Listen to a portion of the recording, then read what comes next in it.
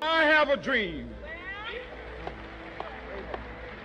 that my 4 little children will one day live in a nation where they will not be judged by the color of their skin, but by the content of their character. I have a dream today. I am happy to join with you today in what will go down in history as the greatest demonstration for freedom in the history of our nation. 50 years ago, a great American in whose symbolic shadow we stand today signed the Emancipation Proclamation. This momentous decree came as a great beacon light of hope to millions of Negro slaves who had been seared into the flames of withering injustice. It came as a joyous daybreak to end the long night of their captivity. This note was promised that all men, yes, black men, as well as white men, would be guaranteed the unalienable rights of life and liberty and the pursuit of happiness. Now is the time to make real the promises of democracy. Now is the time to rise from the dark and desolate valley of segregation to the sunlit path of racial justice. Now is the time to lift our nation from the quicksand of racial injustice to the solid rock of brotherhood. Now is the time to make justice a reality for all God's children. We must forever conduct our struggle on the higher plane of dignity and discipline.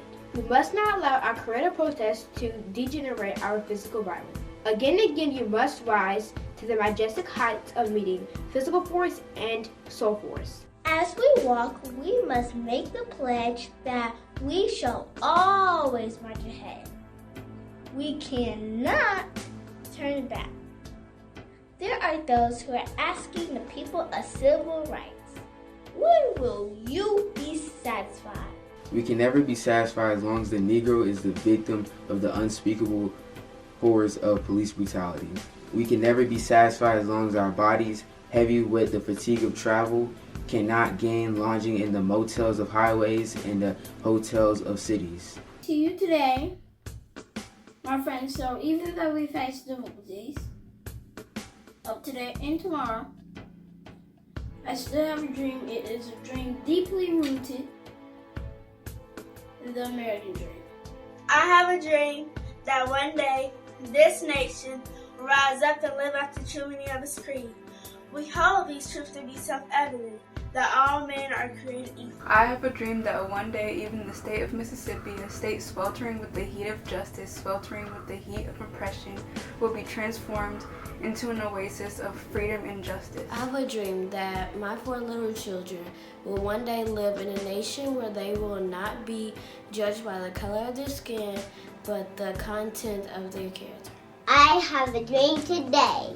I have a dream that one day every valley shall be exalted, every hill and mountain shall be made low. The rough places will be made plain, and the crooked places will be made straight, and the glory of the Lord shall be revealed, and all flesh shall see it together. This is our hope. This is the faith that I go back to the South with. With this faith, we will be able to hew out of the mountain of despair a stone of hope. With this faith, we will be able to transform the jangling discords of our nation into a beautiful symphony of brotherhood. With this faith, we will be able to work together, to struggle together, to go to jail together, to stand up for freedom together, knowing that we will be free one day. This will be the day of all God's children. Black men and white men will be able to join hands and sing with a new meaning. My country, 'tis of thee, sweet land of liberty, land where my fathers died, land where the pilgrims cried. From every mountainside, let freedom ring. And if America is to be a great nation, this must become true. So let freedom ring from the prodigious hilltops of New Hampshire. Let freedom ring from the mighty mountaintops of New York. And let freedom ring from the heightening Alleghenies of Pennsylvania. Let freedom ring from the snow-capped Rockies of Colorado. Let freedom ring from the curvaceous slopes of California. But not only that, let freedom ring from Stone Mountain of Georgia. Let freedom ring from Lookout Mountain of Tennessee. Let freedom ring from every hill and molehill of Mississippi. From our mountainside, let freedom ring.